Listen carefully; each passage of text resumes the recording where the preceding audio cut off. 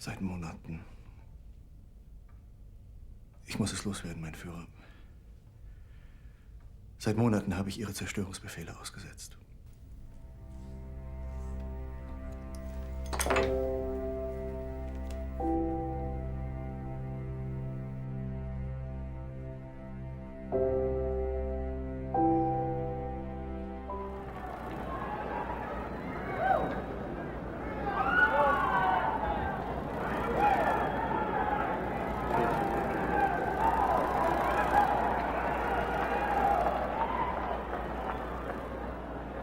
My name is Jimmy Carter, and I'm running for president.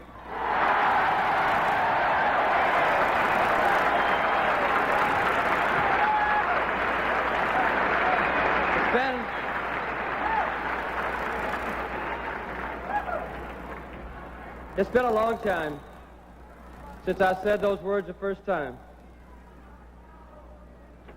And now I've come here, after seeing our great country, to accept your nomination.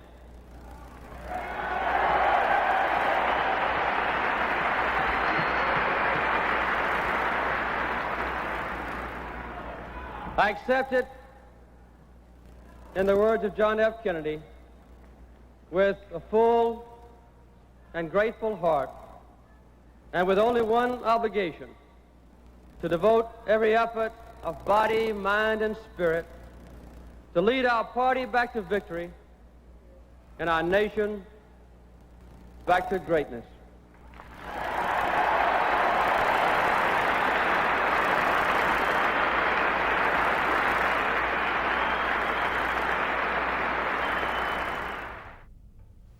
At the end of a long campaign, I believe I know our people of this state as well as anyone could. Based on this knowledge of Georgians, North and South, rural and urban, liberal and conservative, I say to you quite frankly that the time for racial discrimination is over.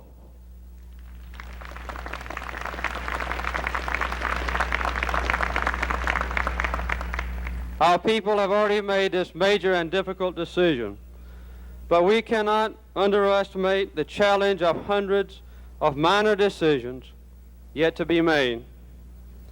Our inherent human charity and our religious beliefs will be taxed to the limit. No poor, rural, weak, or black person should ever have to bear the additional burden of being deprived of the opportunity of an education, a job, or simple justice.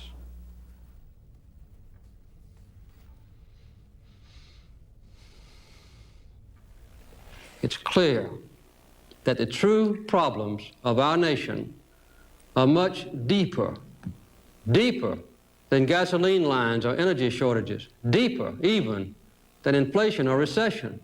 So I want to speak to you first tonight about a subject even more serious than energy or inflation. I want to talk to you right now about a fundamental threat to American democracy. I do not mean our political and civil liberties. They will endure. And I do not refer to the outward strength of America, a nation that is at peace tonight everywhere in the world, with unmatched economic power and military might. The threat is nearly invisible in ordinary ways. It is a crisis of confidence. It is a crisis that strikes at the very heart and soul and spirit of our national will. We can see this crisis in the growing doubt about the meaning of our own lives and in the loss of a unity of purpose for our nation.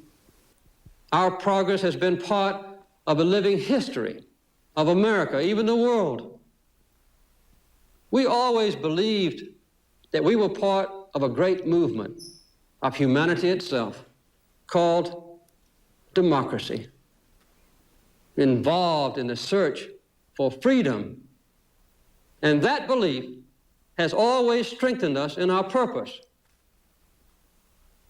But just as we are losing our confidence in the future, we are also beginning to close the door on our past.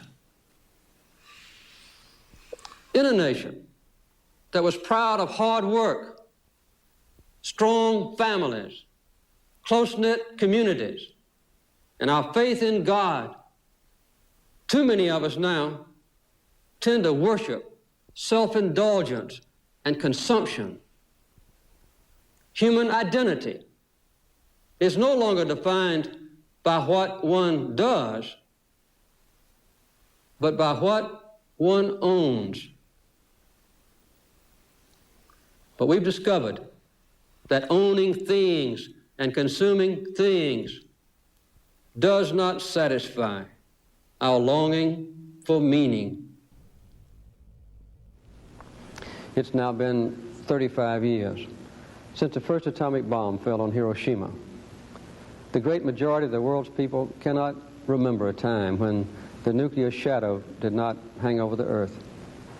Our minds have adjusted to it, as after a time our eyes adjust to the dark.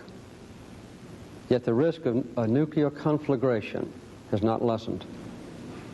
It has not happened yet, thank God.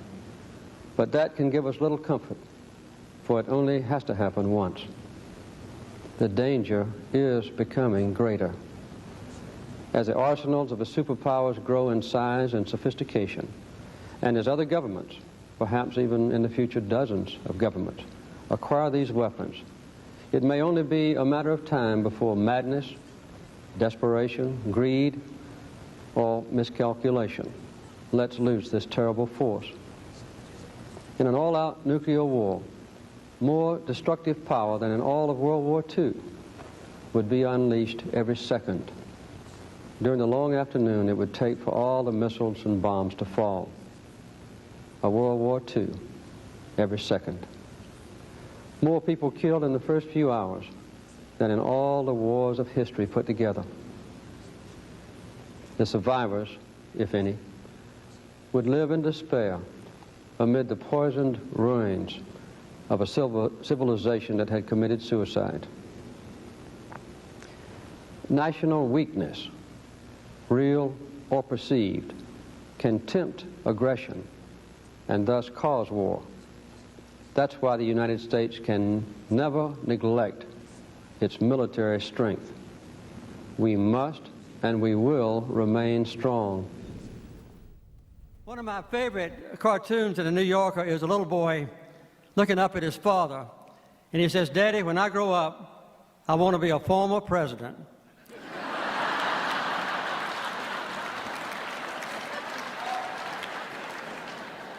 You know, I didn't really realize what that meant until the first trip I took after I left the White House. I went on a full-scale tour around China as a guest of Deng Xiaoping, and we came back to South Japan, near Osaka, and I was invited to make a speech at a graduating exercise in a small college there. And I had just come from the White House, and everybody was nervous. The parents, the students who were graduating, the professors, everybody.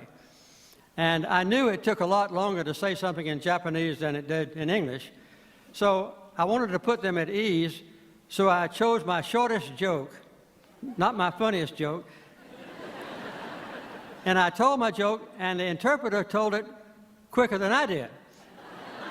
And the audience collapsed in laughter. It's the best response from a joke I ever have had in my life. So I couldn't wait to get through with my speech and asked the interpreter, "How did you tell my joke?" So when we got to the green room, I asked him that, and he was very evasive. He turned his head away, he tried to change the subject, and I insisted. And finally said, "Sir, I told the audience, President Carter told a funny story, everyone must laugh."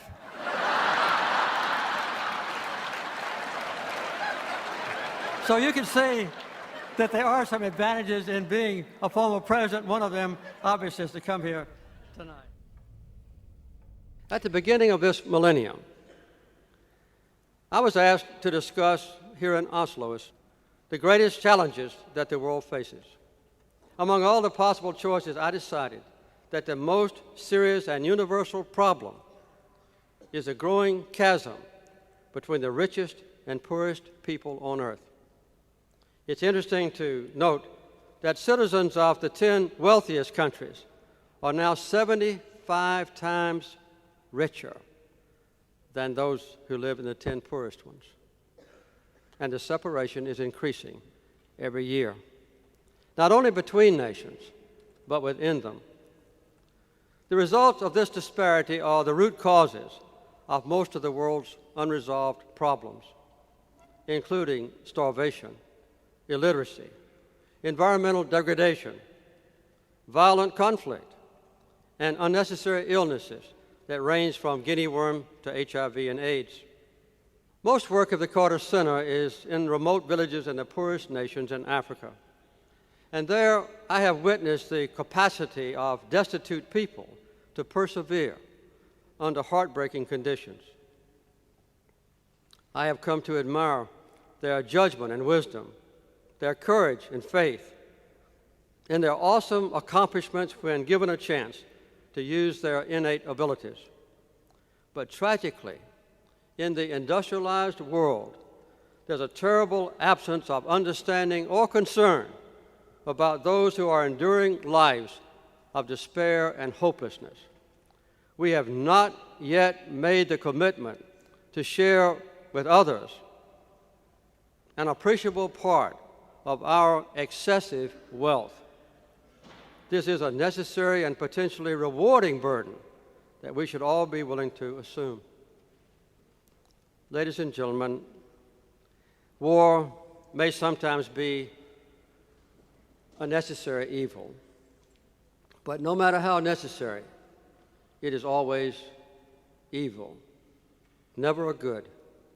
We will not learn how to live together in peace by killing each other's children. The bond of our common humanity is stronger than the divisiveness of our fears and prejudices. God gives us a capacity for choice. We can choose to alleviate suffering. We can choose to work together for peace. We can make these changes, and we must. Thank you.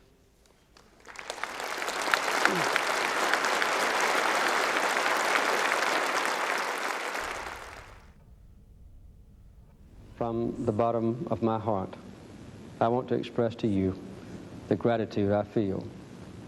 Thank you, fellow citizens, and farewell.